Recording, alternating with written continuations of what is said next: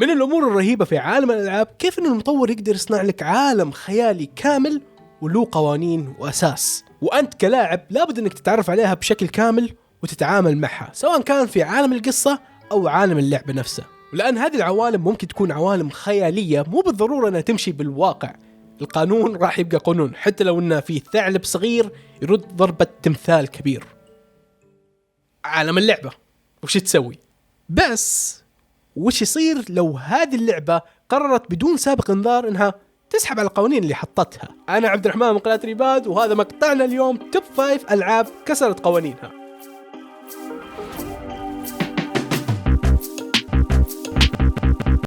تنبيه بسيط، المقطع راح يكون فيه حرق وهذه الالعاب اللي راح نذكرها، فاذا انت مهتم بلعبة من الالعاب سوي لها سكيب. والقوانين اللي راح نتكلم عنها ممكن تكون من عالم اللعبة او القصة او حتى استغلال لاخطاء تقنية. طبعا المراكز بدون ترتيب، فلذلك رتبها لنا في التعليقات تحت، أكثر ترتيب منطقي راح نثبت تعليقه بعد 6 ساعات من نشر المقطع. ما نطول بالكلام وخلونا نبدأ. رقم 5 Elden Ring. ما أدري بس إذا ما هو باين أنا أعشق ألعاب السولز يا رجل، ختمتها بكل الأساليب فقط عشان أعطي لنفسي سبب إني ألعب مرة ثانية. جربت أختمها نوهت، جربت أختمها بالطبلة، جربت أختمها بسلاح واحد أو إني ما أموت أبدا، ولكن إذا اللعبة كسرت قوانين لابد نذكرها في القائمة، وهنا معنا لعبة Elden Ring. إذا رجعنا لوقت إطلاق اللعبة راح تلاحظ إنه الناس كانوا مستائين أو مستغربين من نظام السقوط لأن كان مشتت، وخصوصا للناس اللي لعبوا ألعاب From Software من قبل. الألعاب دي كان فيها مستوى الدمج متعلق بمستوى ارتفاع الطيحة نفسها، فإذا طحت من مكان مرتفع تنقص كثير، إذا طحت من مكان منخفض تنقص شوي. بس هنا لا، في شيء غريب قاعد يصير. طبعا بعد أيام بسيطة طلع الموضوع وراه سيستم كامل، وشكرا لهذا القناة اللي ماني عارف أنطق اسمه. واختصارا للمقطع، النظام هو بكل بساطة إن إذا طحت طيحة أقل من 16 متر ما تاخذ دمج نهائيا، وإذا كانت من 16 متر إلى أقل من 20 متر يتفاوت الضرر من 30 إلى 50%. 20 متر وفوق ديد. يعني إذا طحت طيحة نفس هذه تتوقع إنه أوكي يمديني أطيح مسافة أكبر وإنه ما راح ينقص شيء، بس في الواقع أنت بينك وبين الموت شارة. ولاحظ هنا هذه الطيحة تقتلك وهذه الطيحة ما تقتلك، نفس المنطقة. يعني هذا سيستم موجود وكامل. وهنا ميازاكي مسوي إنه خوي اللاعبين ويقول القوانين على الكل سواء عليك أنت أو الأعداء، إذا طاح العدو من مسافة كبيرة راح يموت. وهنا المشكلة، ميازاكي يرحم أمك حط قانون واثبت عليه، وإذا بتعطي استثناءات أعطيها بشكل واضح وخليك ثابت. وهذا ياخذنا إلى رضوان أو رادان الجنرال العظيم. طيب في البداية شفت الكلام اللي قلته عن الطيحة ومستوى، هذا الكلام كثير قوانين شرحتها كنسلها. رادان ما ينطبق عليه هذا الكلام، والسبب في اللور. لا، رادان قائد قاعد حجمه يزداد ويكبر وشفق على حصانه اللي جالس عليه، فلهذا السبب تعلم سحر الجاذبية بحيث انه يقدر يخفف وزنه ويمتطي حصانه. بنفس الوقت يقدر يحمل لاند بتوين من النجوم انها تسقط عليها، وحتى يقدر يسوي هجوم مرة غثيث يصير نيزق من مئات الامتار، مو 20 متر، مئات الامتار، ينزل بوف. فقانون الجاذبية وانه يطيح من مسافة بعيدة ما يطبق على رادان. Again, FromSoft. Stop trying to update bosses, as it will get you nowhere. People want to cheat, they have every goddamn right to do so. They bought the game. Some people don't want a challenge and they're cowards. Let those people exist. Subscribe and click the bell icon for more boss guides and a plethora of other Elden Ring content, including... وين القانون؟ اوكي حطيت له استثناء، كيف قاعد يموت من طيحة هذه وهجوم النيزك؟ وات؟ ايش قاعد يصير؟ ميازاكي يرحم امك.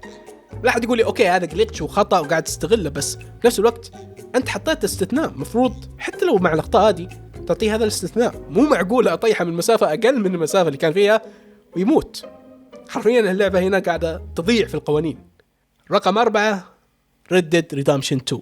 إذا راح نتكلم عن ألعاب العالم المفتوح مستحيل أحد يقدر ينكر ألعاب روك ستار، واللي ينكرها غالبا شخص متعصب الصراحة. يعني روك ستار في عالم المفتوح فن.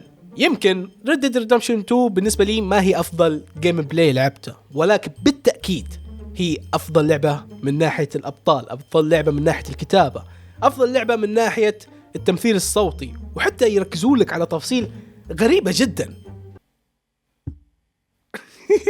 يمكن أكثر شيء يميز ألعاب روكستار بشكل عام واللي أبهرني حتى وأنا رجعت لعبتها من فترة قريبة هو جودة الرسوم. كيف لعبة من 2018 وإلى الآن أقدر أقارنها بألعاب تربل اي نازلة توها، شيء مرة مبهر.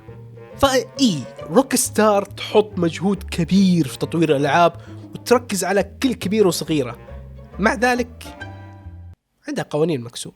في لعبة Red Dead Redemption 2 لك حرية الطرق اللي تكسب فيها الفلوس، سواء كانت طرق أساسية زي المهام الأساسية أو طرق مشروعة زي إنك تسوي خدمات للناس الموجودة في اللعبة الNPCs، أو عن طريق الجريمة واللي غالبا كلنا نفضلها. يعني تخيل كذا تدخل على محل ترفع السلاح وتقول له اي جيب الفلوس، وهو يطلع بعدين يدخل واحد يشوفك. شيء رهيب الصراحة.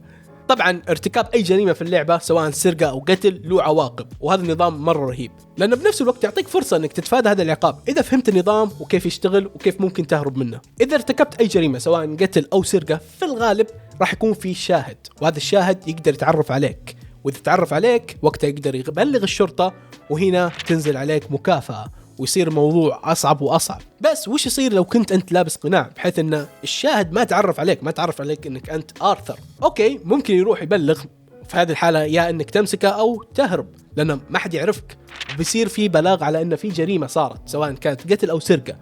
إذا عرفت تتوارى عن الأنظار وما حد يشوفك، هنا ما راح تنزل لك مكافأة وتقدر ترجع لنفس المكان، اللهم أنك تغير بعض الأمور وتسرق ثاني. وهنا روكستار تصنع لك فرصة انك تخطط للجريمة بشكل مضبوط بحيث انك تسرق وتهرب بدون ما حد يمسك. طبعا النظام اعمق من كذا وفي له تفاصيل اكثر، ولكن هذا الجزء اللي يهمني لان هذا الجزء اللي ينكسر، لان لو حاولت تسرق قطار هنا راح تطلع مشاكل كثيرة في النظام هذا. والموضوع بدأ مع بداية اللعبة، بحيث كان ان اي محاولة لسرقة القطار سواء كنت مخطط او ما انت مخطط راح يتعرفون عليك وتنزل لك باونتي، وهذا كلام كان يشتكوا من الاجانب في مقاطعهم. بس نزل تحديث واللي جاب العيد اكثر واكثر، صار الموضوع غريب. يعني تسرق بدون قناع ما تنزل لك باونتي، تسرق بقناع ما تنزل لك باونتي. بس بنفس الوقت ممكن حتى انك تسرق بدون قناع وتغير لبسك وترجع يتعرفون عليك.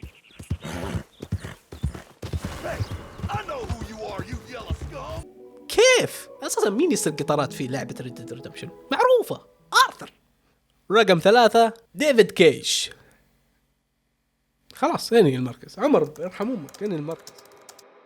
اهو مكتوب عندك ديفيد كيش سوى لعبة بيوند. لا تعرف اللعبة بتاعت اللي هو مش عارف المحقق اللي بيحاول ينقذ ابنه والعبط ده؟ انت تقصد هافي رين؟ ايوه قول بس اللي في النص وخلاص. برضو ديفيد كيش.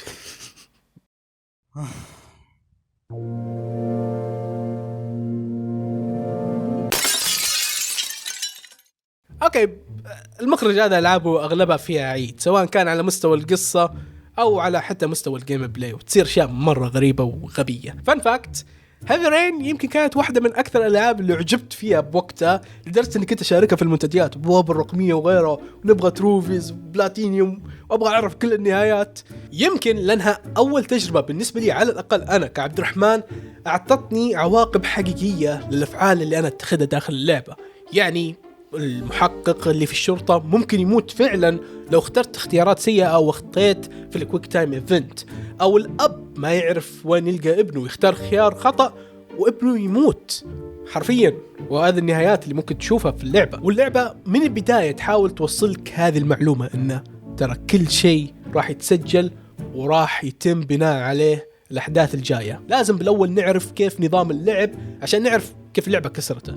اللعبة هنا راح تتحكم فيها أنت بالشخصيات وتعرف نواياهم وأفكارهم. يعني اللاعب يقدر يتحكم في الأب، يعطي زر R2 أو L2، نسيت بالضبط وش الزر، يقرأ الأفكار، تختار فكرة واحدة منهم وبناء عليها راح يتم العواقب، سواء كان شيء جيد أو سلبي أو يمكن ما له تأثير. والكلام هذا ينطبق على كل الشخصيات، سواء كان الأب أو المحقق اللي في الشرطة أو الصحفية أو المحقق الخاص. ونقطة جيدة بالنظام هذا هو ارتباطك بالشخصيات نفسها، وتعرف عن مشاكلهم، إيش اللي يضرهم وإيش الرغبات والأمور اللي يبغوك تسويها، وكيف مفترض أن تتصرف حيال هذه الرغبات. لكن ديفيد كيش هو ديفيد كيش، ما راح يتغير. القاعدة هذه الأساسية يكسرها فقط عشان يخبي عنك الحقيقة وأن المحقق الخاص هو القاتل، وأنت تصير تقول واو اوكي يمكن تقول لي عبد الرحمن يعني وش الفكرة انك انت تعرف ان المحقق الخاص هو القاتل، كذا قتلت المتعة بشكل كامل.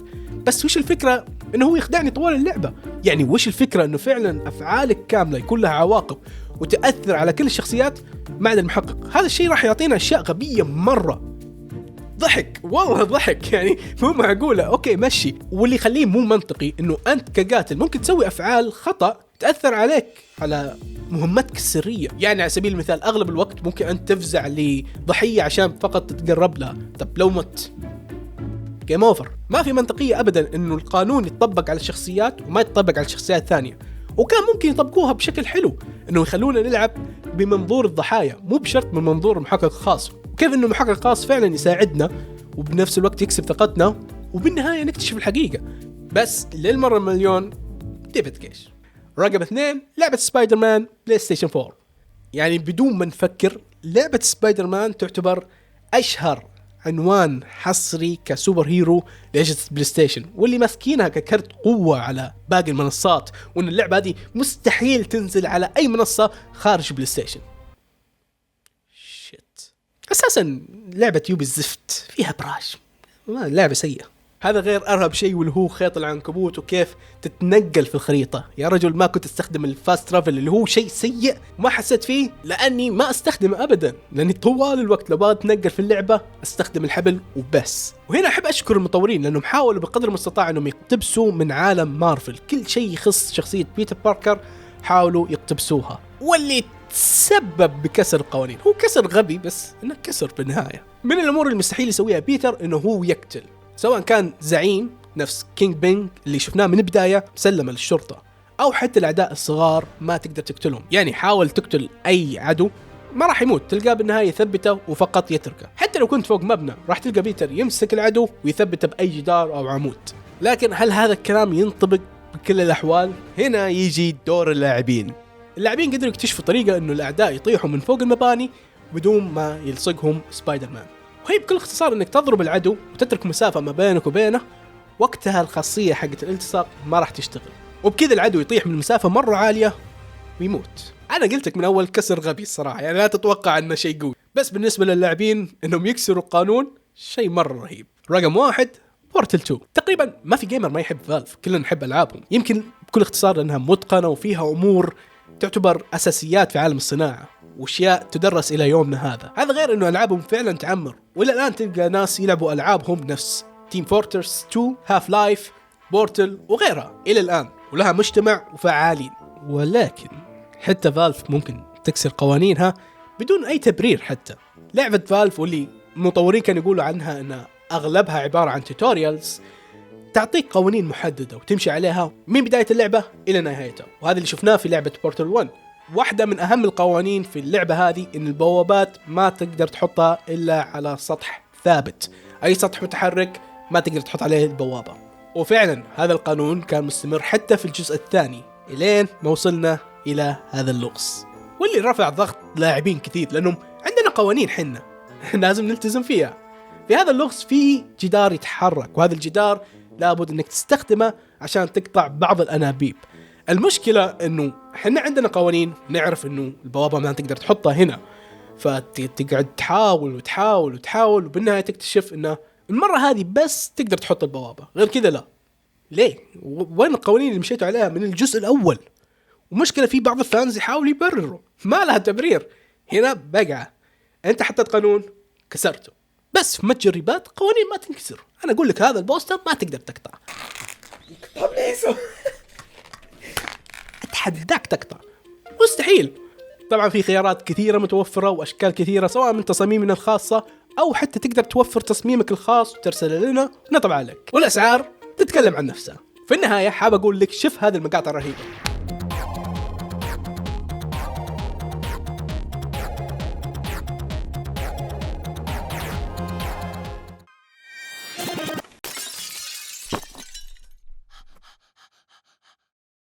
Lydia, oh Lydia, say have you met Lydia?